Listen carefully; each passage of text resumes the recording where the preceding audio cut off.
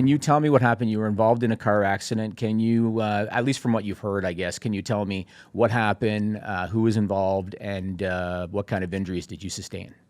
Sure, yeah. So I was born just a regular, I guess, healthy baby boy.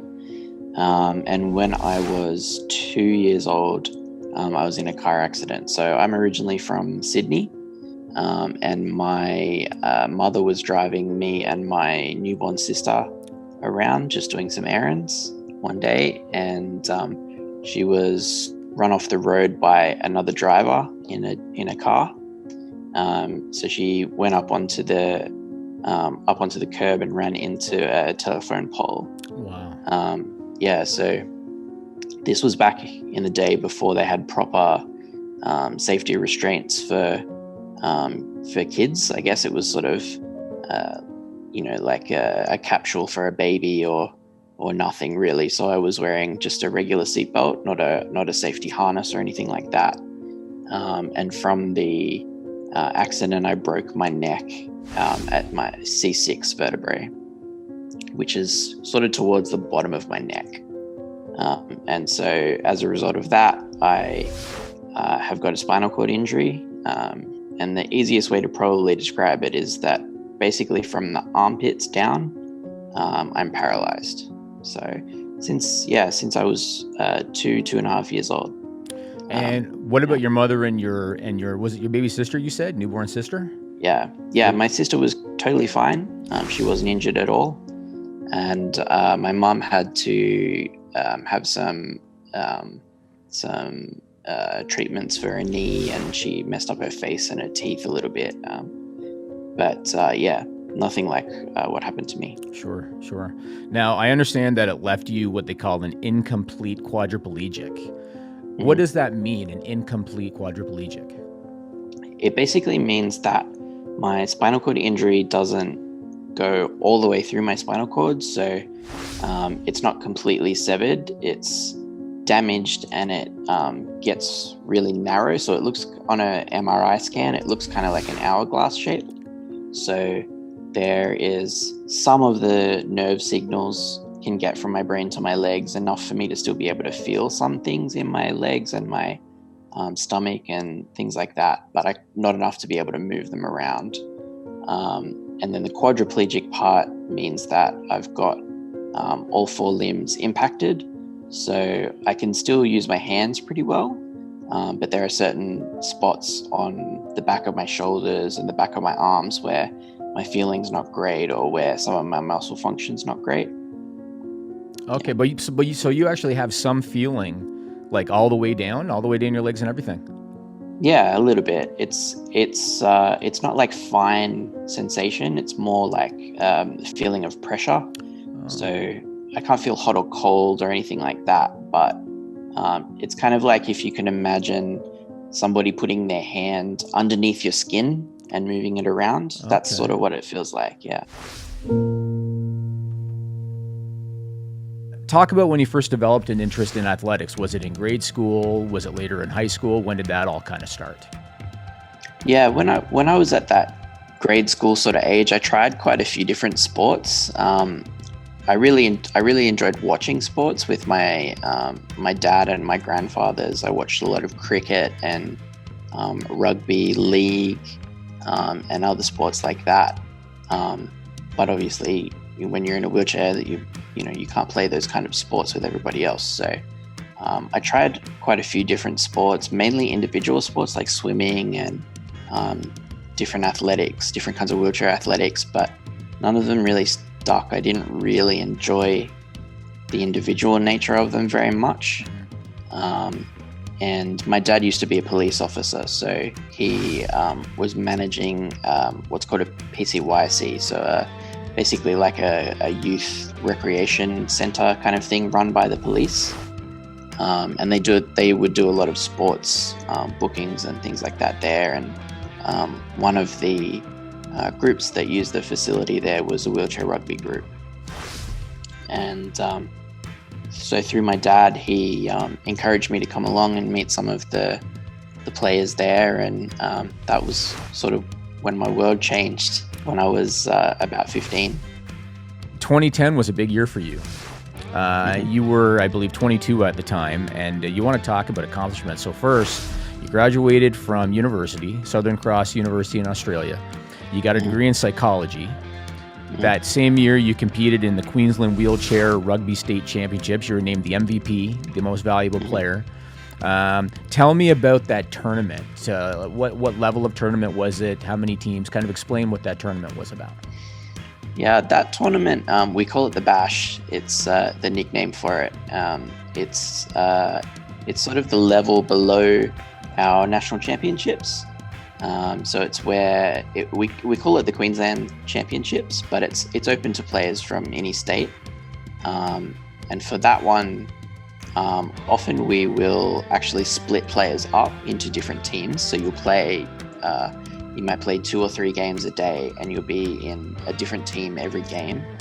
And then sort of attached to that will be a proper tournament between, say, Queensland and New South Wales. So we might play, the actual state teams might play each other once a day as well as that.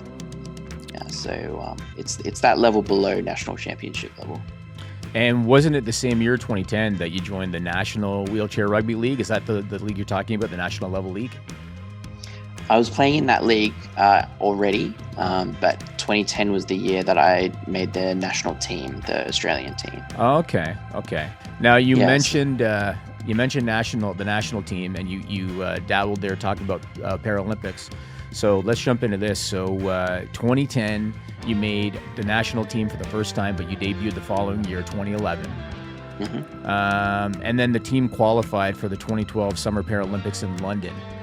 Can you talk about the 2011 national team? Because you guys played in a couple of big tournaments that year and were one of the powerhouses worldwide in wheelchair rugby.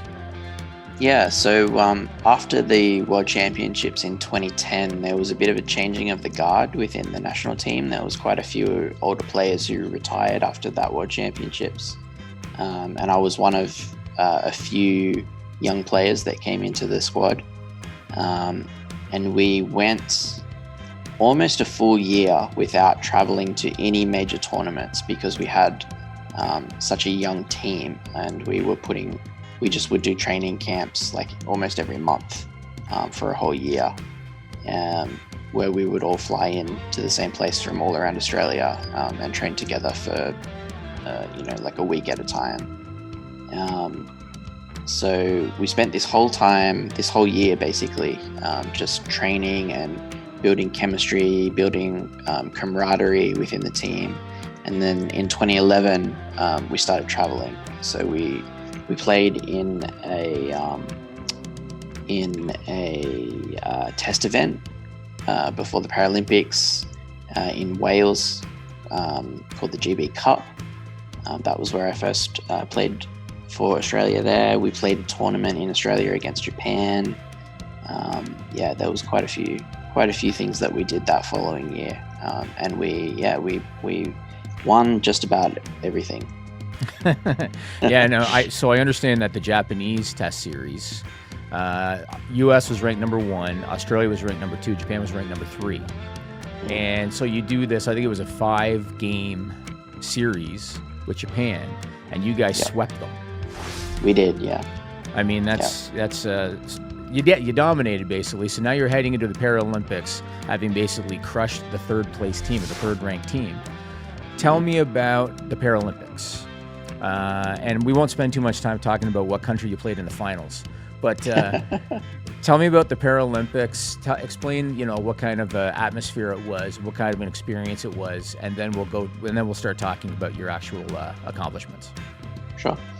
The Paralympics are amazing. It's, you see in so many able-bodied sports and in the actual Olympics, rather than the Paralympics, everybody has these amazing athlete bodies that all kind of look the same. They're the peak of what most people think of as, like perfection and what humans should look like. But at the Paralympics, everybody looks different. It's so, it's such a unique environment and everybody there has got a story as well.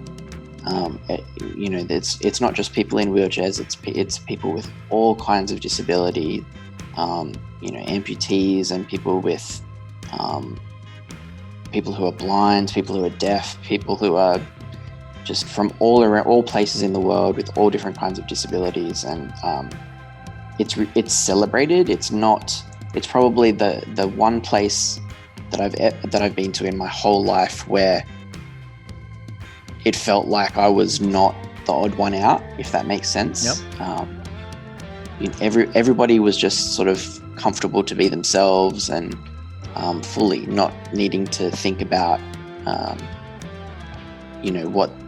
what are the kind of day-to-day barriers that you come up against as somebody with a disability. It was just completely gone in that environment. It was amazing. Awesome. Now I understand Australia went undefeated in the Paralympics in wheelchair rugby. I'm almost embarrassed to ask as a patriotic Canadian, but who did you meet in the finals and what was the outcome? We met Canada in the finals, and we beat them quite handily. Awesome. Now I should ask. So the U.S. was ranked number 1. How did the U.S. do in that tournament? The U.S. won bronze. Canada actually beat the U.S. in the semi-final. Oh, okay. It was a huge upset. Yeah. Not to talk down the Canadians. They were and are a really, really strong team. But at that time, the US was they were coming off winning in Beijing, and for years they had been the benchmark in the sport. Right. And everybody was sort of slowly catching up to them, but yeah, it was not expected that anybody would beat them, at least not until the gold medal game, and they lost in their qualifying match to Canada. Wow. I know that in Canada we have a thing called the Order of Canada. I've heard of it. It's when citizens get recognized for their achievement or service. What I didn't know until I did research on you was that Australia has the same. They have the Order of Australia, and it's the same thing, recognizes citizens for achievement or service. In 2014, you were awarded the Order of Australia medal as a gold medalist at the Paralympics. Basically, you were recognized for that accomplishment. Tell me about that. Tell me about that experience, that award. Did you have any idea that was even coming? We had some idea because some other gold medalists in the past had been given the honor. Not all, but some. It was. I mean, it's a huge honor to be given an award like that. For sure. Yeah, but to be honored by not just for winning the tournament or something like that, but to be recognized by your country for your contributions. It's a huge honor.